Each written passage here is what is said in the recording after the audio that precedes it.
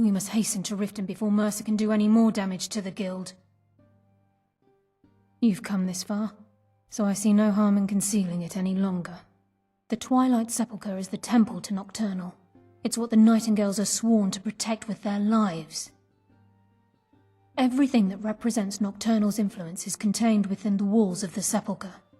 Now it seems Mercer's broken his oath with Nocturnal and defiled the very thing he swore to protect. I felt the same way when Gallus first revealed these things to me. I think given time you'll understand what I mean. As a Nightingale, I've been sworn to secrecy regarding the Sepulchre. I know the Guild doesn't do much to foster faith, but I'm going to have to ask that you continue to trust me. I'll make for Riften and scout the situation, see if I can discover what Mercer's up to. When you're ready, meet me at the Ragged Flagon. In the meantime, I wanted you to have this. It belonged to Gallus, but given the circumstances, I think he'd approve. If the Guild isn't willing to listen to reason, you might have to. By the blood. Mercer Frey, that slippery bastard. He managed to fool all of us, for all this time. But now that we have this journal translated, we can bring him to justice. Let's follow Karliah's lead and head back to the Ragged Flagon.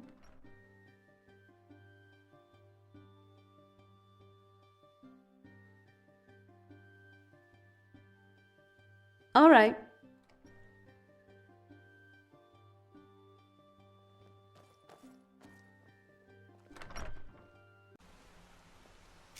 By the 8th. It's gone. Everything's gone. Get in here, all of you.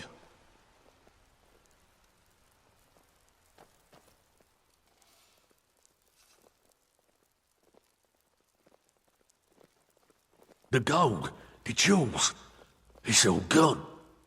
That son of a bitch! I'll kill him! Vex, put it away, right now. We can't afford to lose our heads. We need to calm down and focus. Do what he says, Vex. This ain't helping right now. Fine. We do it your way. For now. Delvin, Vex, watch the flagon. If you see Mercer, come tell me right away. Brynjolf, eh? Brynjolf, Delvin, Vex, and the rest of the Thieves Guild. I think we can trust them. After all, we were all blindsided by Mercer. Now, how do you want to do this?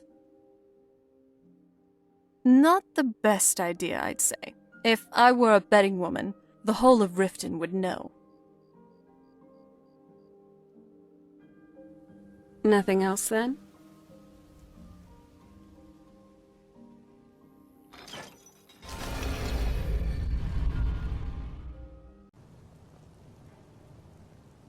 You appear hesitant to don your Nightingale armor. What's troubling you? I Time's need to wasting, talk with you. And Mercer's still out there. Let's get this show on the road. I need to talk with you. With everything that's going on, it looks to me like you're about to participate in a Daedric ceremony. As for what will happen specifically, I'm not exactly sure. Just know that if you have to pledge allegiance to this Nocturnal, know that there's always a cost. With great power comes great price. If this is really that important to you, then I don't think we have much choice here. After we're done with all this, promise me that you'll find a way to break free from this contract. It might be nigh impossible, but it's worth a shot.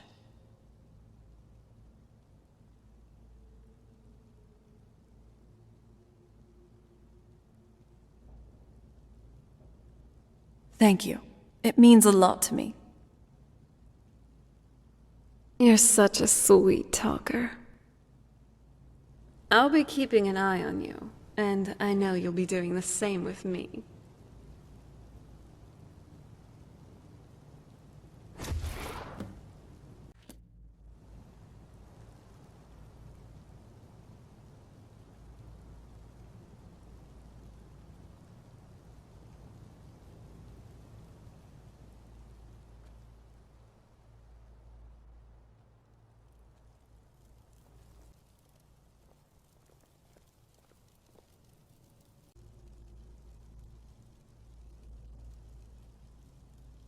Okay, lass. We've got these get-ups on.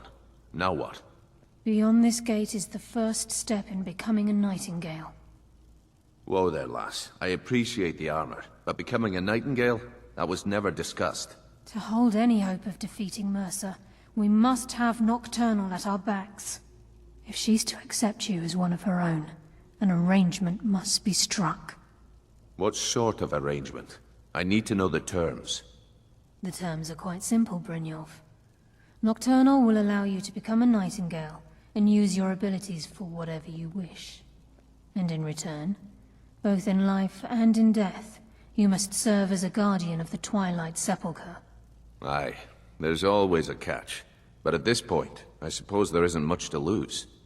If it means the end of Mercer Frey, you can count me in. What about you? Are you ready to transact the oath with Nocturnal?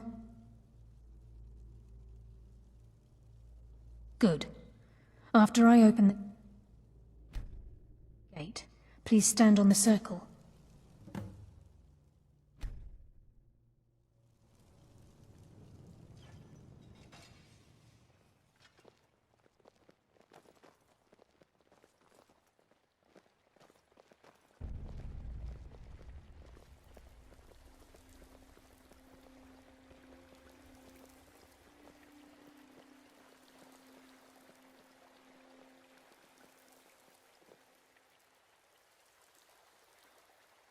I call upon you, Lady Nocturnal, Queen of Murk and Empress of Shadow. Hear my voice. Ah, Karliah. I was wondering when I'd hear from you again. Lose something, did we? Now that you've transacted the oath, it's time to reveal the final piece of the puzzle to you. Mercer's true crime. Mercer was able to unlock the Guild's vault without 2 keys because of what he stole from the Twilight Sepulchre. The skeleton key. By doing this, he's compromised our ties to Nocturnal and, in essence, caused our luck to run dry. Well, yes, but the key isn't only restricted to physical barriers. All of us possess untapped abilities, the potential to wield great power securely sealed within our minds. Once you realize the key can access these traits, the potential becomes limitless.